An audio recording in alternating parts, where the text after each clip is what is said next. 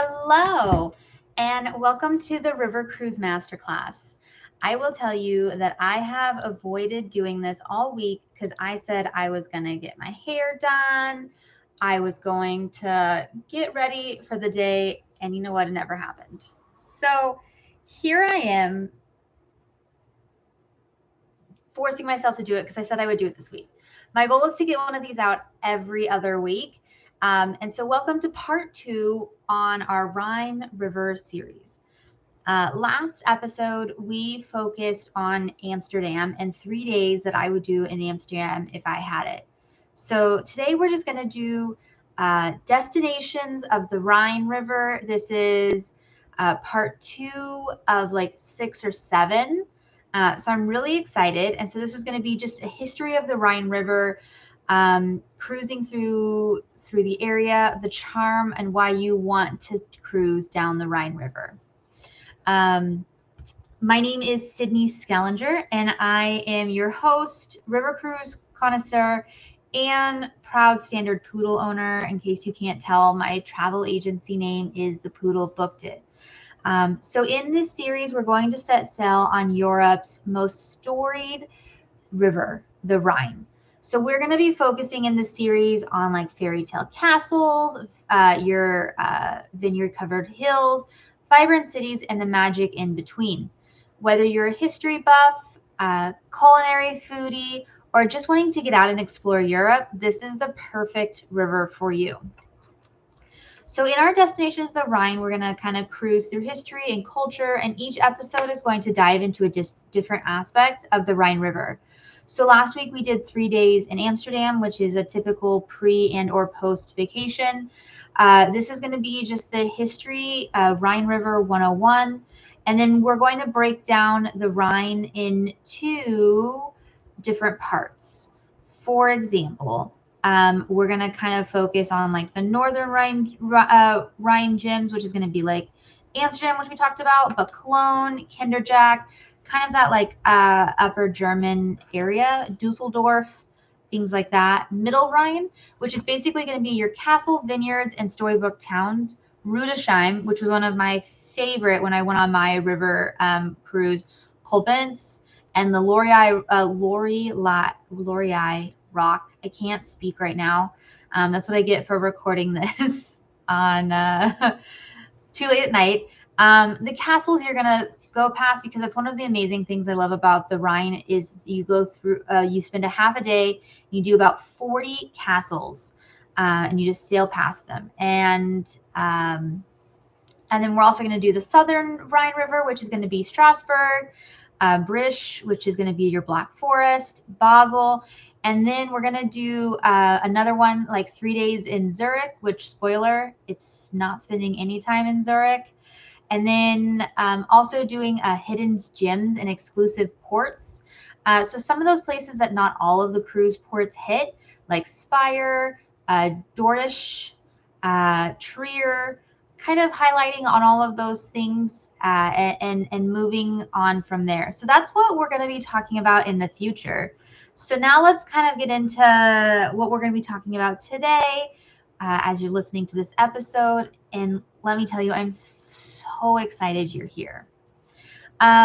This is going to be a little bit of a history, which I always enjoy learning a little bit about history of the place. So the Rhine is actually a natural highway and a cultural border for the ages. Even the word Rhine, or the word Rhenus, is a Celtic word meaning river or to flow. And so it even was known during the Roman times. The Romans knew the Rhine River, and in fact, in the 1st century CE, it was marked at the edge of their empire. So you can picture the Roman legions stationed on one bank and the Germanic tribes on the other, and the river flowing between those two worlds. The Rhine also served as a fortified frontier for centuries. For example, like Cologne began as a Roman colony, and along the river you'll find ruins, the ancient walls, and even a Roman museum by the docks. This river is essentially a living timeline from the Roman Empire onward. I will tell you, when I was on the Rhine River, when I did my trip, it was literally one day we were in France, one day we were in Germany. And it's so interesting to see the history because coming from the United States, we are such a young country compared to the rest of the world. And so when we were on the German side, everything was the French's fault. Like all of the major conflicts they had, everything of that. And then when you went on the French side, everyone blamed the Germans for all of the different conflicts throughout history, and it was all their fault. And I was like, I feel like the river. We're just neutral. We're watching everything as we flow on by. Um, so there's my hot take on it for you. As we said that I'm going to talk about later on, is the Middle Rhine Valley is actually dotted with a bunch of fairy tale castles, like the Stolzefell Castle, which is actually perched high above the water. In fact, there is 65 kilometers of the Rhine, which is designated as a UNESCO World Heritage Site for its unparalleled concentration of history and beauty. There's actually many medieval castles that were built by local lords who acted as robber barons, charging tolls for every passing boats, which is really interesting because there's about 40 of them within that thing. So it must have been really expensive to get from one side to the other, I swear. So some of the castles are ruined, while some are actually been rebuilt. For example, the Stolzfeld, which was restored in the 1800s as a Prussian royal retreat. Most of the time, the Rhine Gorge actually earns the name the Romantic Rhine, because cruising past these castles today, you can hear and feel all the history and kind of understand what you see there. As I was telling you, there is more than 40 castles that watch over the banks between Koblenz and Bingen. I'm going to butcher a lot of these words. And you can see all of them, and we were going to go into that in a later episode. Another thing that you can see on the Rhine River is a lot of cathedrals. I will tell you, there is a point where you're like, another cathedral.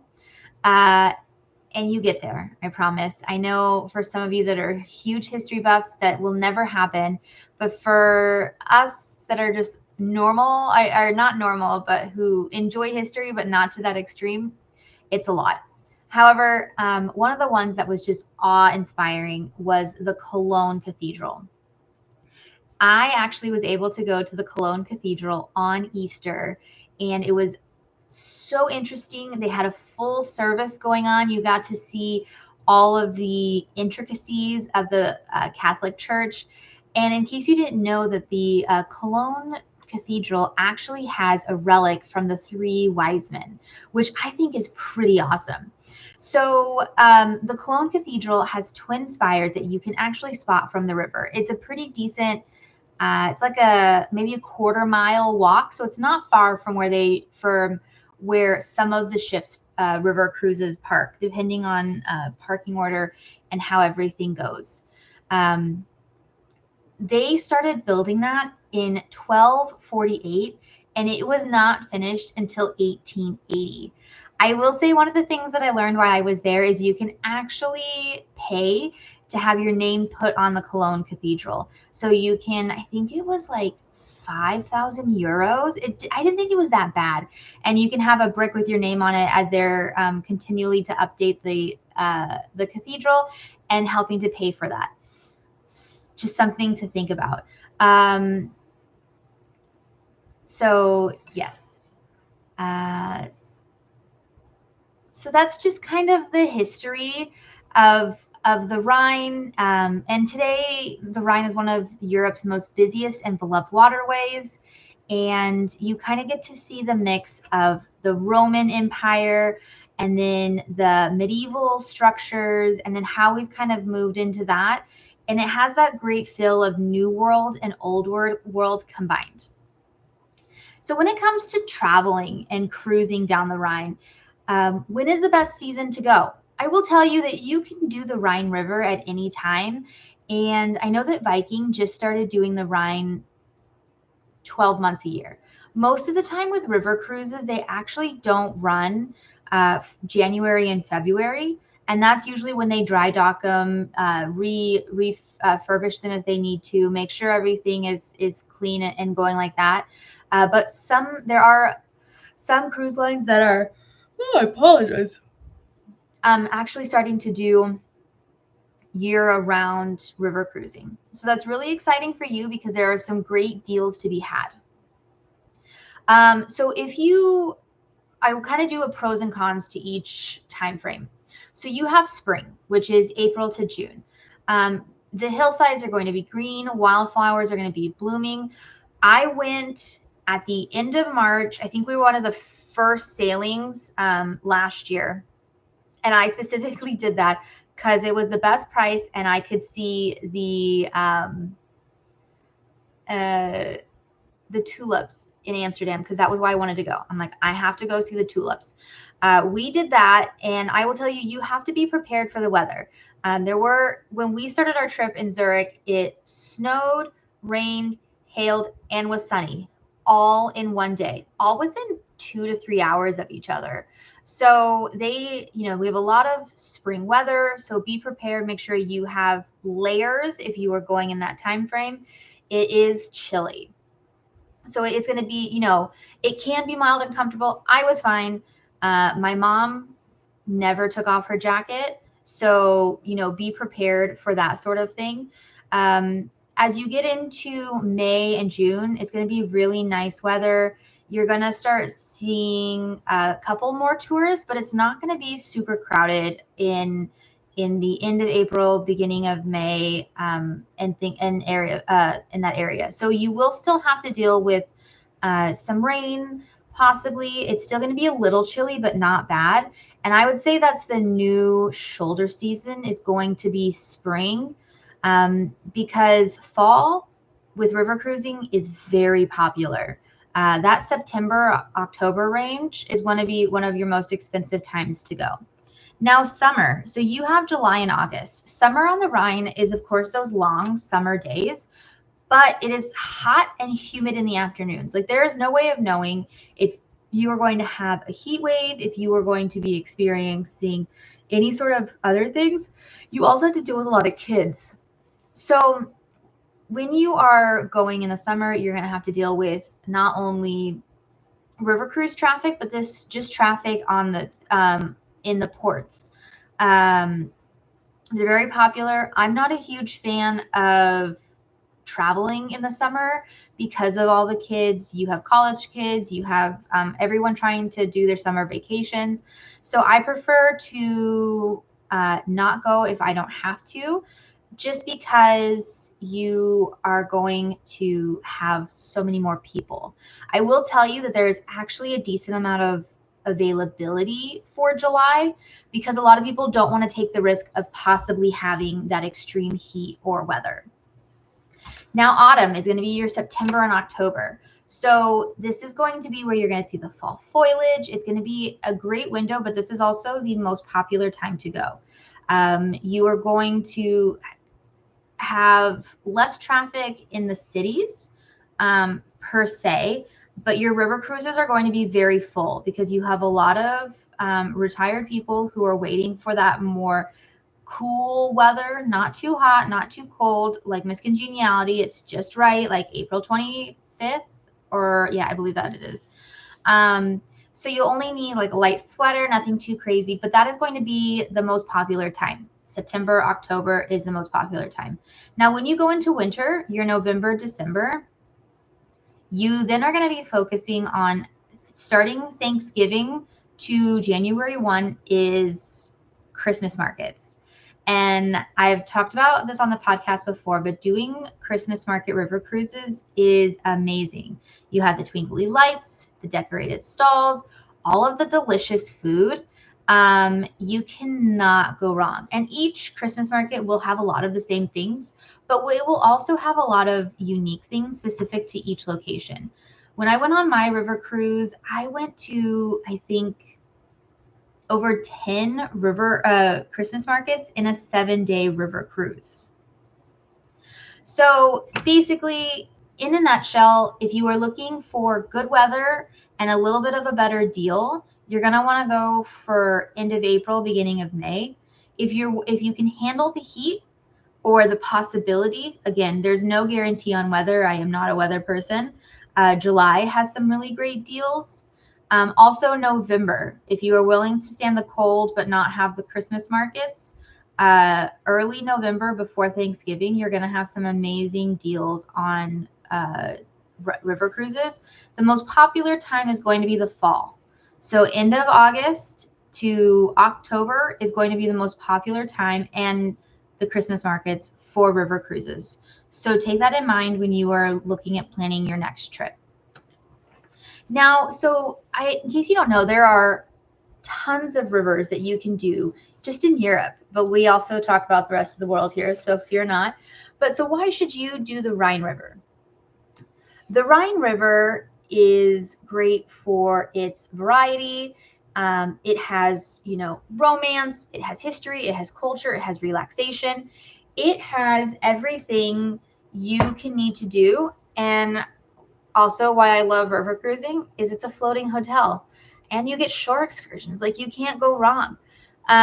You get to unpack once and you get to explore and spend a lot of time in each destination. Okay, so who is the Rhine River ideal for? So if you are a history buff, if you are going to geek out on century-old architecture, battlefields, legends, the Rhine will blow your mind. The sheer density of historical sites along the Rhine River is astounding. So you have the Roman ruins in Cologne and Xanten. You have the medieval cathedrals and castles. I cannot speak today. And you also have a lot of World War II sites. So the Marksburg Castle, the Speyer Cathedral, which is the resting place of some of the Holy Roman Empires.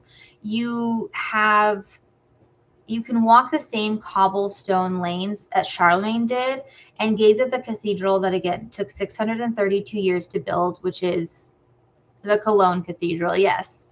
And so it really makes it easy to feel at one with history. Now, for my culture and art lovers, I'm gonna lump these together. History and culture can sometimes be intermingled, but the Rhine has inspired a lot of artists and composers for the ages. So you have Beethoven in Bonn, you have the Lorelei legend, which has inspired poets like Heinrich Heine, and modern art scenes in Basel and Dusseldorf.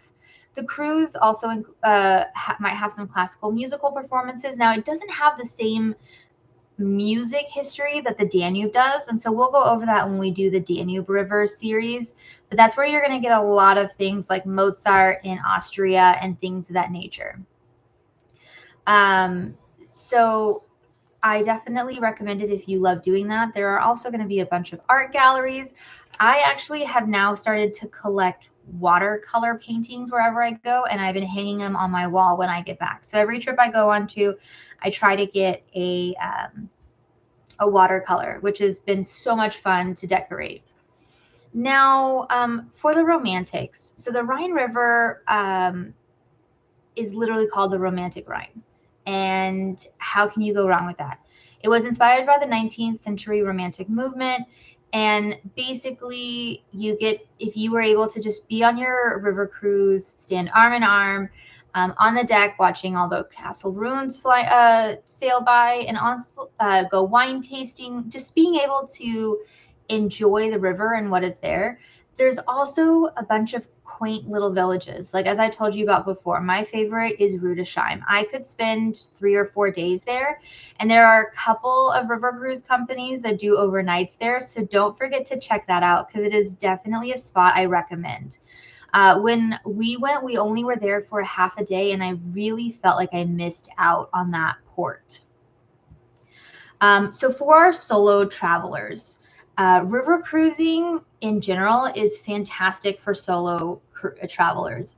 I myself has gone solo, and I will probably be going again this Thanksgiving. It is a very safe and convenient way to travel. Your logistics are all handled, and you also just get to enjoy being on the Rhine River and not having any of the stress. Now, for my wine lovers and foodies, which is myself, so I'm really talking to me here. The Rhine River is famous for, the Rhine and the Moselle, which there are a couple of cruise lines that do a Moselle adjacent, which I've heard is one of the most beautiful slept on rivers. It is high on my list, just as a personal thing. But you are going to have a lot of Rieslings, right? So you're going to have the signature white grape of the Rhine vineyards, from dry and crisp to nectar sweet late harvest. There's 56,000 acres of vineyards around the Rhine and Moselle dedicated to wine productions. And there are a lot of wine cruises, think Alma Waterways, that do wine river cruises. So they'll actually have a winemaker come on board and go through it, and so you can experience all of those sort of things. So make sure you look at some of those like wine themed, and don't forget beer. There are now beer themed cruises for those of you that are looking at doing that, because Cologne has its famous Kolsch, which I did try. I'm not a beer fan, but it was a very nice beer. And then on the food side, you have everything that you could possibly want, from pretzels and sausages in Germany's. You have your French pastries in Alsace. And most of the river ships are going to pride themselves on serving all of those regional specialties, which they do. They'll have a German night on board. They're going to focus on all that stuff. Now, Alma Waterways, with the beer and wine that they serve at lunch and dinner, they change every day based on the region that we're in. So they will literally tell you, this Riesling is from, 2 miles down the road, and that's why we picked it. Now, you also have the food portion of it. So you have the Black Forest, where you can go do a Black Forest cake demonstration. I have a video. You can check it out on my Facebook group. River cruising tips and tricks with Sydney. I'll link it in the show notes. That show, I was picked for the demonstration to do the, Black Forest cake.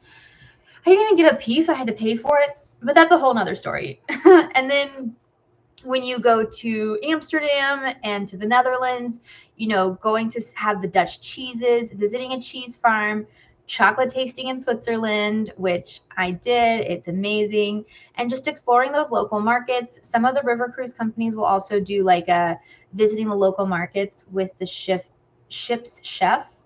And that's something that they usually do on Riverside, and some of the other ones. Definitely really interesting to see and do.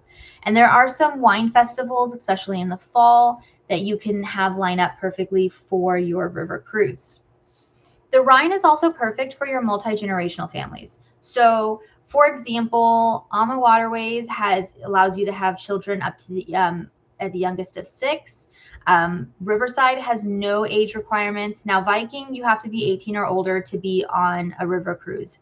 They don't have specifically anything that is for children. However, Alma Waterways partners with Adventures by Disney, and so they have a whole thing specifically for kids. And then Tauk has family. It's called the Bridges program, and so they have river cruises that are specifically created with kids in mind. And so they're going to do a lot of those activities that are focused on that. When I went on my Christmas markets cruise, there were a lot of multi-generational families on board. And so they had all of the people with kids in one group and changed what the presentation was on so that they could kind of cater to that. So that is there and it's available to them, but don't expect there to be a kids club or anything like that. But they will allow you to have them on board. Just know that you are still responsible for them. And as we kind of talk about, it's definitely all about that luxury. So river cruising is the ability to unpack once, be able to see a lot. There are river cruises that are going to range from your 4-star to a true like 6-star luxury experience. So you have Uniworld, Riverside, Scenic, Tauk, which is going to be those ultra luxury experience, opulent decor, top-notch service, including butlers. I'm going to be on Riverside in September, so I will let you know how those butlers are. I am so excited. And then, and so that's going to be like, so Riverside only has 110 people. And then you have Viking, which has 190 people for the same size ship. You don't tell it's not that noticeable, but that's where they are able to provide you with that different price point. But it is still an absolutely amazing experience. So basically, my river cruise newbies, anyone who's looking to do a river cruise, I definitely recommend doing the Rhine. There are 2 cruises that I recommend as your first time cruisers. It is either the Rhine or the Danube. And I think the Rhine is a lot of fun. I will say that because I loved the Rhine Gorge, and we'll get into that in one of our next episodes. So before I wrap up, I'm just going to do a quick fire tour of the top river cruises that cruise the Rhine. There are many tour operators out there. Here's the top 10. I will tell you after our Rhine series that we're doing, I'm going to do an overview of all of the cruise lines. I've done interviews with some representatives from some of the lines, but also I'm just going to do a quick, comparison for my own personal experience and research. So you have Viking River Cruises, which is just an industry giant and a household name. It has the largest fleet with nearly 80 ships worldwide. If you're wanting that consistent quality, with a lot of itinerary choices, Viking is your go-to. I will say that they do have a really fast payment window because you have to pay a year in advance. So just be prepared for that. So Alma Waterways is another one that's a very popular one. It's family owned. That was founded in 2002.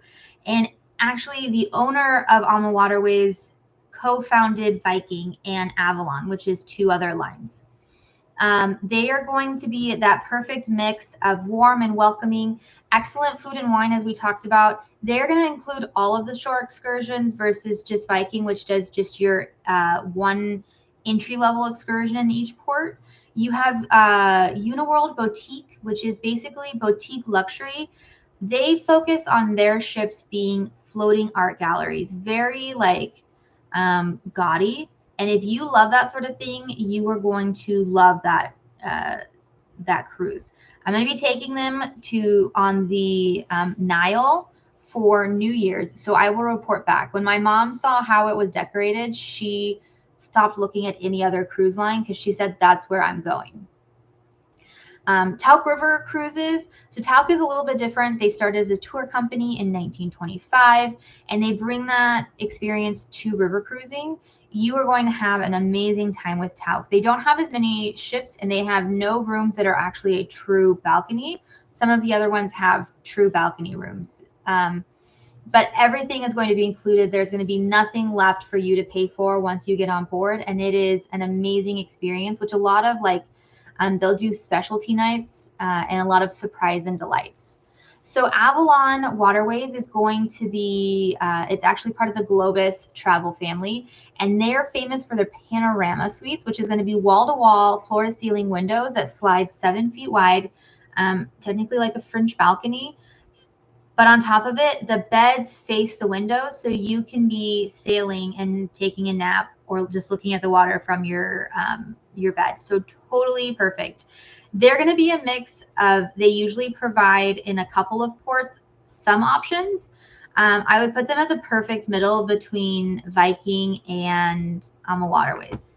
And then you're going to have Scenic, which is going to be your truly all-inclusive 5-star luxury.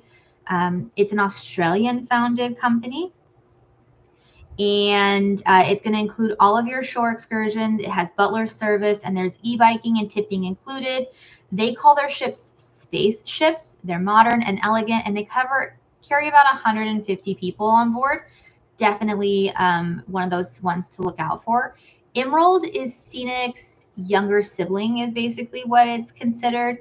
And so that's going to be their more affordable option. Similar to Viking, they're going to do all the provide you with an excellent service, but just do like the introductory tours with all of those extra ones. I will say Emerald does have a pool and Viking does not. So that is something that you are interested in when it comes to that affordable price points. I would lean towards Emerald because I did miss the pool when I did my Viking river cruise. Riviera is more of a British line, and it's has an exceptional value for money, but they are definitely reaching out to the U.S. market. And so if you're wanting that quality Rhine River cruise on a budget, Riviera might be somewhere you'll look. I'll also recommend Amadeus, which is going to be one where you get to pick your own excursions and none of them are included, but you still get everything else that's great about a river cruise. And then the last one is going to be Riverside Luxury Cruises. New kid on the block. It was originally Crystal Cruises, but it is at 6-star ultra luxury. Only has 110 people on board versus the typical 150 to 190. And they definitely are high touch, very exclusive, free throwing champagne, butlers, stunning suites. Everything is extra personalized. And so that is definitely the one you want to go on if you are looking for that true ultra luxury experience. So that's our top 10. We're going to go into them a little bit more because each cruise line has its own personality. And just like with your ocean liners, each cruise line has the right person for the right cruise for the right person. Because it comes down to your preferences, right? So a smaller ship or a small ship. If you're wanting to have, what extras are you wanting to include? The decor style, the group demographics, your budget. And so we're going to delve deeper into that after we do our Rhine series. So not to tee you up and then say, please wait 2 to 3 months. That's exactly what I'm doing. So I'm just kind of doing a little bit of like a, Poodle's pick, which is kind of where I pick my favorite part of the Rhine River or what I would do. And so one of the things that I would definitely do is the Rhine Gorge. I absolutely loved it. Drink in hand. What I did it in the morning. So if you're doing the trip from Basel to Amsterdam, which is the way I recommend, you do the Rhine Gorge in the morning. But I did it's called an Aspen coffee. It's Bailey's, Kahlua, Amaretto, and coffee. So that's the way I learned that trick. I learned that on Azamara Cruise Lines. But anyways, so, and learning about the Lorelei statue. So there is the Lorelei Rock, which towers a state cliff, which is about 132 meters high. And it is at a sharp curve in the Rhine Gorge. It's famous in its legend, which supposedly a beautiful siren sat atop this rock, combing her golden hair and singing, luring the enchanted sailors to wreck on the reefs below. One summer evening, as the ship approached the Lorelei, the captain announced it, and they played the melancholy Lorelei song, which is a traditional German song about the legend, right? So you have that sort of that thing, and you can learn about it. It's one of those things you learn on the cruise, because when you're going through the Rhine Gorge, you're given a pamphlet with all of the famous things that you're going to see and how you can kind of learn more about it, experience it, and do all those sort of things. So anyways, my recommendation is when you're on your river cruise and your ship approaches the Lorelei, usually between the towns of St. Goar and St. George-Sheen, make sure you're out on the deck, no matter what the weather, and listen to your cruise director or your captain play the Lorelei song, and imagine yourself in the 1800s being lured by the siren into the cliffs below. Don't die, obviously. But just being able to enjoy the history coming to life on your cruise. Well, that's kind of a summary of this episode, just a history of the Rhine 101. Next up, we're going to be doing the Upper Rhine and going over those details, why I think it's an important area. Excursions I'd recommend in some of the ports, my favorite ones, which ones I actually would not recommend. And then moving on from there, we'll be going on to other parts. So I want to say thank you so much for listening.